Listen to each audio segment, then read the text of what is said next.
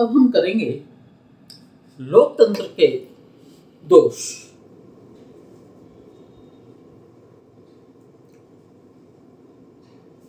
एक तरफ लोकतंत्र की बहुत प्रशंसा की जाती है, लेकिन दूसरी तरफ लोकतंत्र की आलोचना भी की जाती है।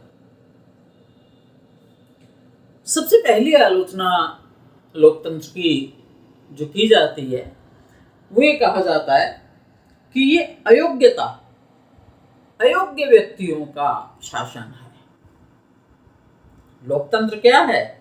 अयोग्य व्यक्तियों का शासन है।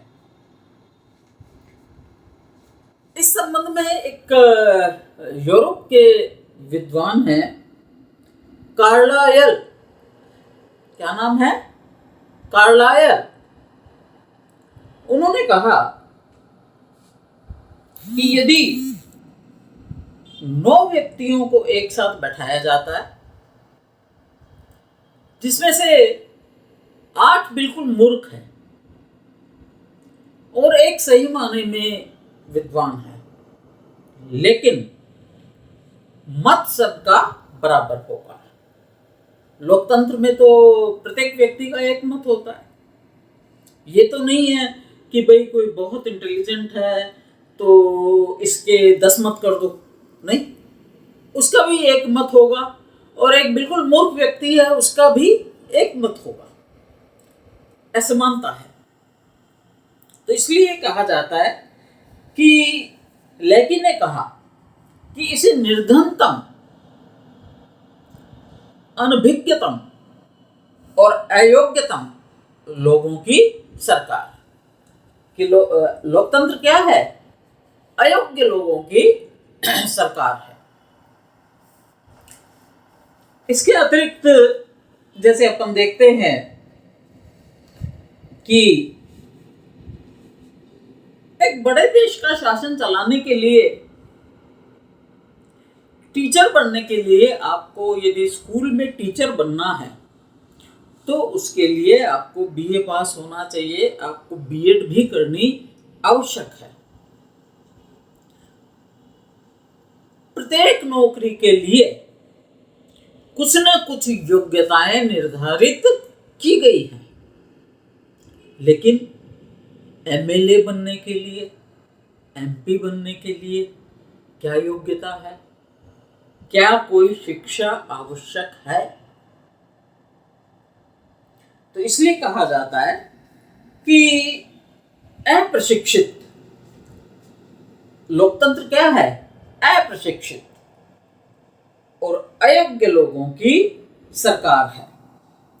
लोकतंत्र के नेताओं की स्थिति वैसी ही होती है, उन स्कूल मास्टरों जैसी होती है जिनकी नियुक्ति बच्चों की इच्छा से होती है और जिनको अपदस्थ भी बच्चों की इच्छा के द्वारा ही कर दिया जाता है। जिनकी नियुक्ति बच्चों की इच्छा से होती है और जिनको अपदस्थ भी क्यों कर दिया जाता है? बच्चों की इच्छा के कारण। फिर कहा जाता है कि लोकतंत्र में दल प्रणाली के जितने भी अवगुण होते हैं उन सब का प्रभाव लोकतंत्र में पड़ता है। राजनीतिक दलों का ये उद्देश्य होता है कि येन केन प्रकारेण सत्ता को प्राप्त किया जाए। आप देखते हो कि हमारे देश में ऐसे भी चुनाव हुए हैं, अभी भी हो रहे हैं, जहां लोग जेल से चुनाव लड़ रहे हैं, जेल में हैं और चुनाव लड़ रहे हैं, जीत भी जाते हैं। कैसा लोकतंत्र है? ये कैसा शासन है? और यदि हम अपने जितने भी प्रतिनिधि होते हैं जो चुने जाते हैं उनको सबको देखें और उनका पूरा पिछला रिकॉर्ड देखें तो बहुत से हमारे प्रतिनिधि ऐसे मिलते हैं जो अनेकों अपराधों में लिप्त पाए जाते हैं। ऐसे व्यक्ति लोकतंत्र में ही शासन कर सकते हैं। क्यों?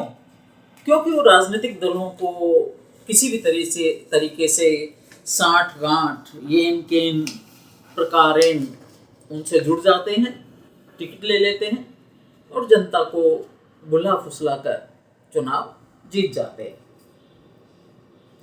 फिर ये कहा जाता है कि लोकतंत्र एक भ्रष्ट शासन व्यवस्था है। ब्राइस ने कहा कि लोकतंत्र में धन का बल, जिसमें निर्वाचकों, विधायकों, प्रशासकीय अधिकारियों और न्याय अधिकारियों तक के, इनको सबको धन के लोभ ने झुका दिया। अभी आप देखते हो कि अब तो आजकल ये आम बात हो गई, ईडी का छापा। लोगों के घरों से हजारों करोड़ों रुपया निकलता है कैश में। कहां से आया? सब लोग यहीं इसी भारत देश में ही निवास करते हैं और यहीं से वो पैसा कमाते हैं। तो इसलिए कहा जाता है कि ये ऐसा शासन है जहां व्यक्ति हर प्रकार से पैसे के लिए अपना सब कुछ त्याग करने को तैयार हो जाता है। मान सम्मान, सार्वजनिक धन और समय का अपव्यय। अब आप देख रहे हो, जब चुनाव होते हैं, अभी चुनाव चल रहे हैं, अब मैं स्क्रीन पे नंबर देख रही हूं, केवल 2 ही है। तो चुनाव चल रहे हैं, चुनाव में धन का कितना दुरुपयोग होता है। एक व्यक्ति एक चुनाव लड़ने के लिए करोड़ों हजारों रुपया खर्च करता है, करोड़ों हजार। और जब 542 लोग चुनाव लड़ेंगे तो कितना करोड़ रुपया खर्च होता है, कितना धन खर्च होता है। यदि उतने धन को और यदि हम देश के जरूरतमंद लोगों में बांट दें तो हमारे देश की 75% समस्याओं का समाधान हो जाए। हम कहते हैं गरीबी हटाओ, गरीबी हटाओ, ये करो, वो करो, सब खत्म हो जाए। कितने चुनाव हो चुके, कितने चुनाव होंगे, कितना चुनाव में पैसा खर्च होता है। तो इसलिए कहा जाता है कि इसमें धन का और समय का अपव्यय होता है। चुनाव में धन का भी व्यय होता है और समय का भी व्यय होता है। फिर है कि सर्वतोमुखी विकास संभव नहीं है। लोकतंत्र में पूरी तरीके से सर्वतोमुखी विकास जिसको कहते हैं वो संभव नहीं होता। कैसे? बंस ने कहा कि प्रजातंत्र जिस सभ्यता को जन्म देता है वह दूषित, साधारण एवं मंद होती है। प्रजातंत्र जिस सभ्यता को जन्म देता है वो कैसी होती है? दूषित, साधारण, मंद। इस बात को हम ये मान सकते हैं कि हमारे जो शासक हैं जिनको हम चुनकर भेजते हैं, क्या हम उनकी योग्यता ये देखते हैं क्या कि ये शासक बनने के लायक है या नहीं? नहीं, हम ये देखते हैं कि ये कौन से राजनीतिक दल की टिकट से खड़ा है। जो व्यवहारिक पक्ष है वो बिल्कुल अलग है। लोकतंत्र में अगली आलोचना लोकतंत्र की जाती है कि लोकतंत्र में जो समानता की बात की जाती है, तो ये भी एक क्या है, भ्रम। Number is increasing, it is 5। तो ये कहा जाता है कि हम ये कहते हैं कि समानता, स्वतंत्रता, लोकतंत्र के नारे, लोकतंत्र का स्तंभ, कहाँ है समानता? यदि मैं चुनाव लड़ना चाहूं तो क्या ये संभव है?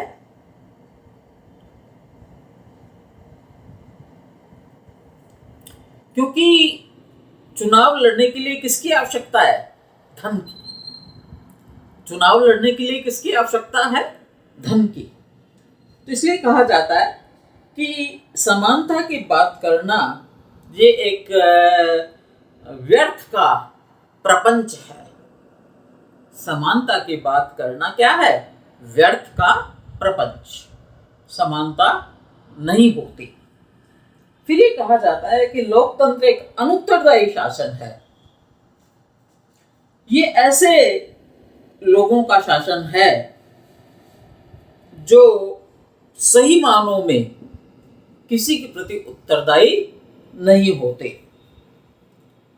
इसमें ये कहा जाता है कि लोगों को राजनीतिक शिक्षा प्रदान की जाती है, लेकिन ये भी क्या है? एक दंभ।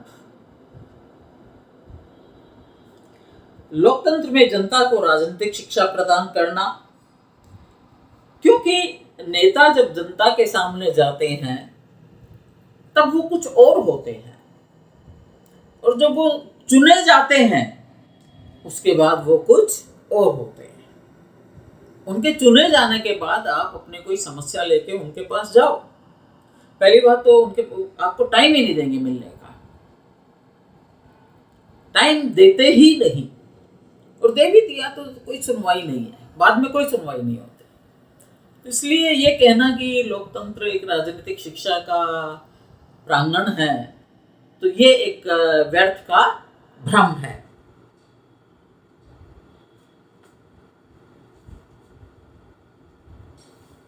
मतदाताओं की उदासीनता। लोकतंत्र में मतदाताओं की उदासीनता होती है।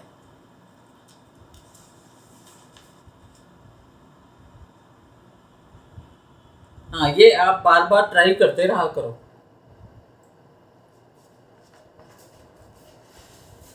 आपने देखा होगा कल राजस्थान में मतदान था कुछ सीटों के लिए, और राजस्थान के मतदान का जो प्रतिशत था वो कितना है? 52 पॉइंट समथिंग था। जहां करोड़ों की जनसंख्या है और उसमें मतलब कि आधी जनता ने तो मतदान ही नहीं किया। आधी जनता ने मतदान नहीं किया। तो जो चुने गए प्रतिनिधि हैं वो किसके हैं? आधी जनता के। 52% जनता के प्रतिनिधि हैं। 48% जनता ने तो मतदान किया ही नहीं। तो हम इसको कैसे माने कि ये सही मानों में ये हमारे प्रतिनिधित्व की सरकार है?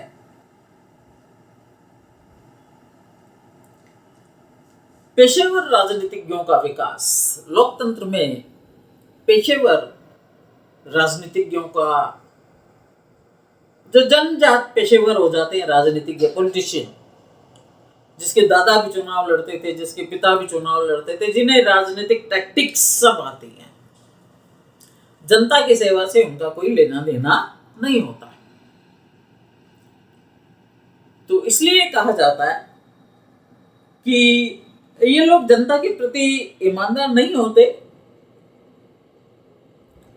राजनीति क्या बन जाती है? इनका पेशा। हमारे अभी लोकसभा चुनाव में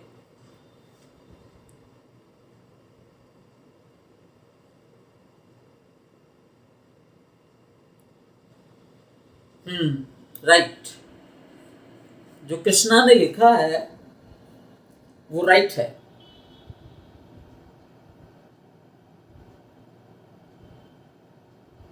हम्म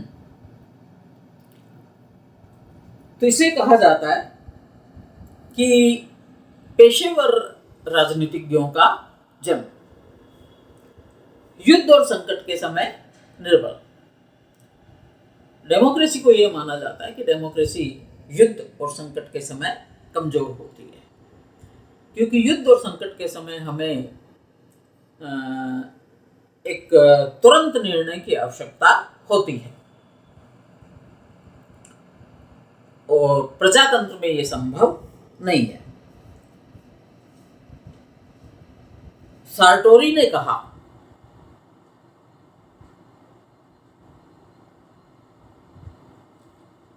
कि अन्य राजनीतिक व्यवस्थाओं की तुलना में प्रजातंत्र अधिक जटिल और अधिक दुर्बोध शासन है। जटिल शासन है और दुर्बोध शासन है। एक अन्य विद्वान ने कहा कि यह कठिन शासन प्रणाली है, क्योंकि हम किसका प्रतिनिधित्व कर रहे हैं और किस प्रकार से कर रहे हैं, इसमें बहुत अंतर है। हम जिसका प्रतिनिधित्व कर रहे हैं उसकी समस्याएं कुछ और हैं, और जब हम निर्वाचित हो जाते हैं उसके द्वारा तो हम उसकी समस्याओं का प्रतिनिधित्व भी नहीं करते। तो इसलिए ये कहा जाता है कि ये तो विचित्र प्रकार के शासन प्रणाली है। लोकतंत्र की सफलता के लिए कुछ आवश्यकताओं को बतलाया गया है कि नागरिकों का नैतिक उत्थान। लोवेल ने कहा कि जनप्रिय सरकारें उस समय तक भ्रष्टाचार से बिल्कुल मुक्त नहीं हो सकती जब तक कि राह चलते साधारण नागरिक का नैतिक स्तर ऊंचा नहीं होता। यदि आपको डेमोक्रेसी को सफल बनाना है तो नागरिकों का चरित्र बहुत ऊंचा होना चाहिए, तभी प्रजातंत्र सफल हो सकता है। नागरिक शिक्षित होने चाहिए, जागरूक होने चाहिए। तो पहली तो बात ये कि ये आवश्यकता कैसे पूरी हो कि नागरिक सभी शिक्षित हो, ये बहुत मुश्किल है। हमारे देश में शिक्षा का परसेंटेज क्या है, और अशिक्षित मतदाता तो अपने हिसाब से मत देता है।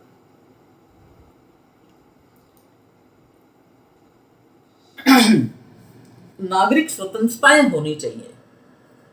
नागरिकों के पास जो नागरिक स्वतंत्रताएं हैं, समानता, स्वतंत्रता, अभिव्यक्ति की स्वतंत्रता, लेखन की स्वतंत्रता, भाषण की स्वतंत्रता, सभा और सम्मेलन की स्वतंत्रता, ये सब स्वतंत्रताएं होनी चाहिए। अब ये स्वतंत्रताएं हैं हमारे पास, लेकिन क्या है इनका अर्थ? लिखित संविधान और प्रजातांत्रिक परंपराएं। डेफिनेटली जहां डेमोक्रेसी हो तो वहां संविधान कैसा होना चाहिए? लिखित। और वैसे अभी वर्तमान में लगभग सभी देशों में संविधान अब कैसा है? लिखित। एक ब्रिटेन एक ऐसा राष्ट्र है जहां संविधान लिखित नहीं है।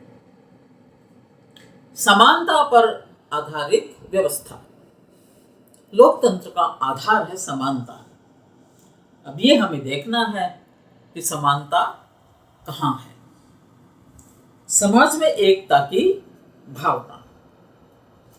समाज में रंग, धर्म, जाति, वर्ण इत्यादि के आधार पे विभेद नहीं होना चाहिए।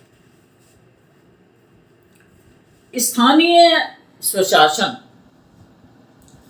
प्रजातंत्र का सर्वश्रेष्ठ शिक्षणालय।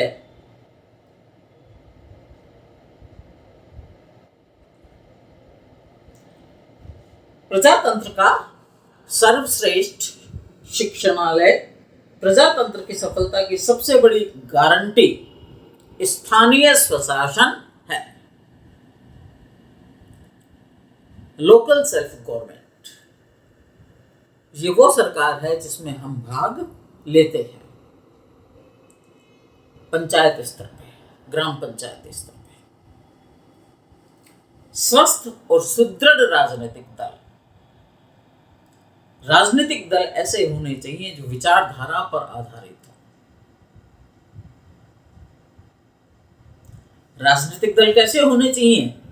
जो विचारधारा पर आधारित हो। अब हमारे देश में कितने राजनीतिक दल हैं? हेलो, तो हमें देखते हैं कि ठीक है, एक राजनीतिक दल बीजेपी मुख्य है इस समय, और बाकी जितने भी दल हैं, कोई भी ये नहीं कह सकता कि मेरे पास राष्ट्रीय स्तर का स्तर है। नहीं, वो एक विपक्ष बनाना चाहते थे लेकिन विपक्ष नहीं बना सके।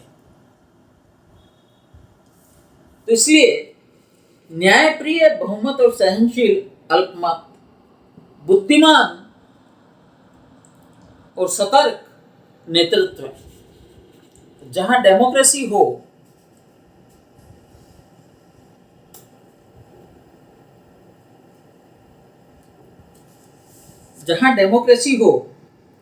वहां नेतृत्व कैसा होना चाहिए? बुद्धिमान, सफल, योग्य व्यक्ति होने चाहिए।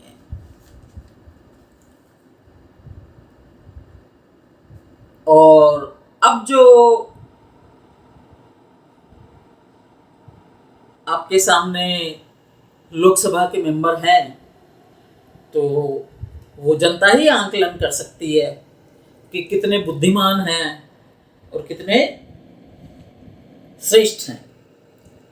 विश्व शांति की स्थापना, योग्य और निष्पक्ष नागरिक सेवाएं। तो ये कहा जाता है, यदि सही में लोकतंत्र है तो नागरिक सेवाएं निष्पक्ष होनी चाहिए, उनमें किसी प्रकार का कुछ व्यवधान या पक्षपात नहीं होना चाहिए। ये नहीं है कि हम किसी काम से जाएं तो हमारा काम तो हो जाए,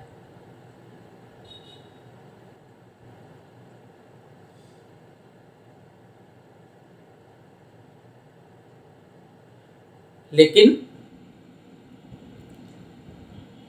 तो ये कहा जाता है अंत में नोवेल के शब्दों में कि यदि उपयुक्त बातें पूरी हो जाती है तो प्रचंड वायु के झोंके भी लोकतंत्र की नींव को नहीं हिला पाते। यदि नेता कुशल हैं, प्रशिक्षित हैं, योग्य हैं, जनता जागरूक है, समानता है, स्वतंत्रता है, शिक्षा है, समाज में एकता की भावना है, धार्मिक मतभेद नहीं है, राष्ट्रवाद है, यदि ये सब बातें हैं तो कोई भी प्रॉब्लम लोकतंत्र की नींव को नहीं हिला सकती। लोकतंत्र के शक्तिशाली पांव हमेशा जमे रहते हैं। लोकतंत्र के लिए जो आवश्यक बातें हैं, राष्ट्र में एकता हो, नागरिक जागरूक हो। ये नहीं है कि पैसे के लालच में हमने अपना वोट बेच दिया, हमें कहा कि आपको 10,000 रुपये देंगे, चलो वोट दे दो। आधे से ज़्यादा जनता इधर उधर वोट अपना डाल ही देती है। ऐसा होगा तो लोकतंत्र मजबूत नहीं होता। यदि नेता अवसरवादी होंगे तो भी लोकतंत्र मजबूत नहीं होता।